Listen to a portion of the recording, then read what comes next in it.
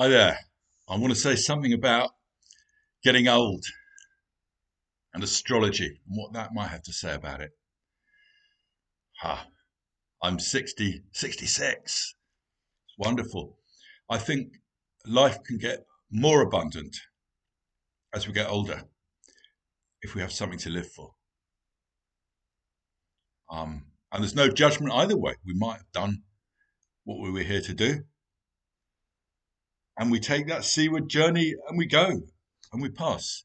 Or we might still have more to do, which is where I feel I am. So I want to use generational transits that happen to everyone, that describe phases of life. And well, there's all sorts of ones. In a way, the pivotal one that people talk about, two pivotal ones. There's a Saturn return near 29 or 30, and there's the Uranus opposition when you're sort of anywhere between 38 and 44, depending on. I mean, these planets have elliptical orbits, so sometimes they happen younger for certain generations and older for other ones, depending. But say about 40. So Saturn returns. Saturn, the worldly taskmaster, kicks your life in about 29 or 30. Right? Incarnate, take responsibility, arrive, show up on the planet, do the things you're here to do, which you probably don't know what they are, but you just do what's in front of your nose, and destiny has a way of sort of guiding you without you knowing it. And then schematically, you get to 40 and there's a turning about. It's Jung's midlife crisis. Uranus is opposite Uranus in the sky. Uranus is the awakener. It's like these flashes of illumination, of insight, opening up the whole landscape briefly. It's like, oh, wow, it's much bigger than I thought. I could look at it in a different way. It's like something hitting you that you hadn't seen before, and you can't unsee it. That's the thing, you can't unsee what you've seen. And so, according to Jung, it's a turning outwards, from the outwards to the inwards. So, up until that point, we'd gained our sense of meaning, our sense of value from succeeding according to the values of the society around us, which is perfectly normal and natural and usually necessary up to a point. And then Uranus comes along and goes, now you've got to find your own values. What is it that you value? Because all along, if you do go through this process, all along, right through your 20s and 30s, you'd have known there was something you were compromising in yourself. Yeah, something that wasn't quite being lived, something that wasn't quite comfortable. You thought maybe you could smooth over, but then it'll come and hit you at your midlife. You must change your life. The archaic torso of Apollo. That's a poem by Rilke, the German poet, and he's so stunned by the beauty of it, even though it's thousands of years old. You must change your life. And that's what Uranus does. You must change your life according to what you have seen that you cannot unsee. And this is why Uranus is also associated with that which is unconventional. We break the normal rules because you have to, in some ways, if you're living according to your own values. They aren't always going to coincide with the values of society around you. And you might be able to just quietly go your own way, or you might need to make a big noise about it, or other people might feel let down by you because you're going in a different direction.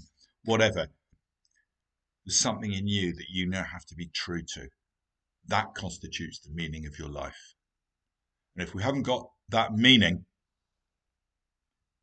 our life won't work. We'll start to feel out of sorts. We may even get ill. As Jung said, everyone who came to see him, at the end of the day, it was about what gives our life meaning.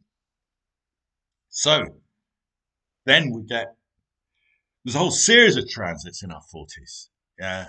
Uranus opposite Uranus, Saturn opposite Saturn, I think. Yeah. Neptune opposite Neptune. No, Neptune square Neptune, Pluto square Pluto. And then the Saturn return at the end. And the Chiron return.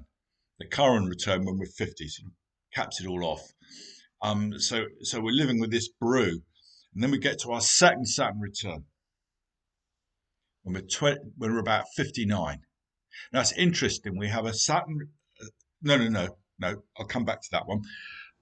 The second Saturn return, we've incarnated. We've done the worldly bit. We've showed up. We've spent 30 years doing this thing, despite our Uranus opposition that has maybe pulled us away a bit into some different point. We're still arriving. We're still showing up. We're raising children. We're doing all that sort of things, creating our financial security, etc., etc., etc.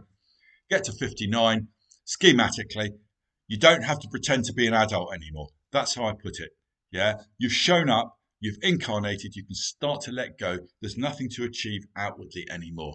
And that's a process that's been going on anyway since the Uranus opposition. So that isn't really what I want to talk about. What I want to talk about is what comes a few years later, early to mid 60s, which is Uranus square Uranus, Saturn square Saturn. And that's something you have when you're about 20 as well.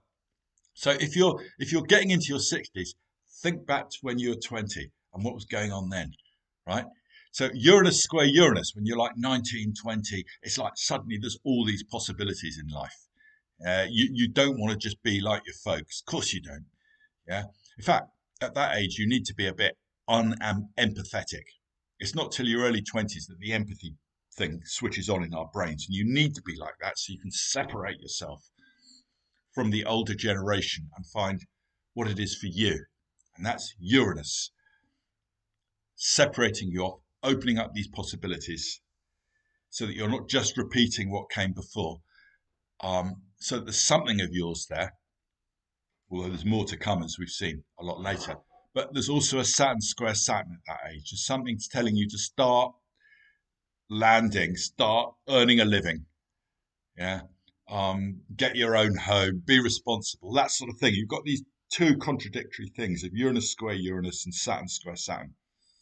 So we get them again in our early 60s, which is great.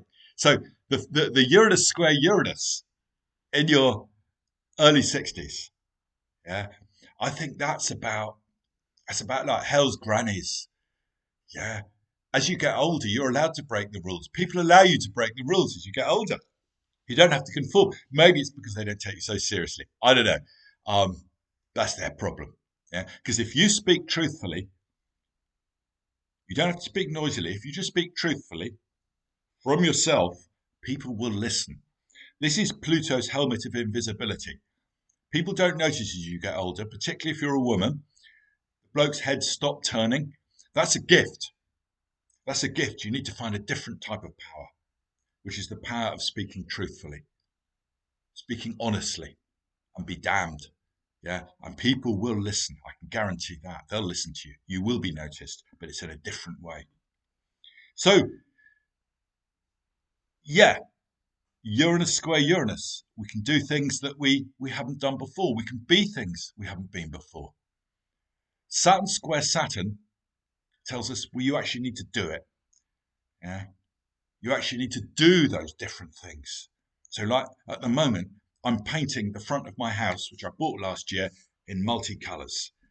And I've just painted, I've got two windows at the front. One's blue and green, the other's red and yellow.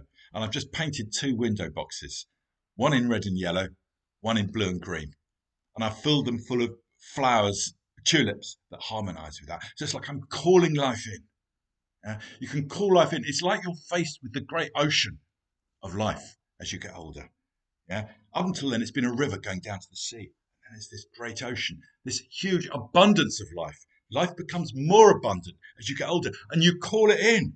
Yeah. Or you go out into it, but you're still alive. So our job is to start telling people about it. We have this wonderful perspective. We're not consumed by those passions anymore that are limited. We can tell people about the vast ocean, about the infinite, and about the abundance of life. Okay, I'll leave it there.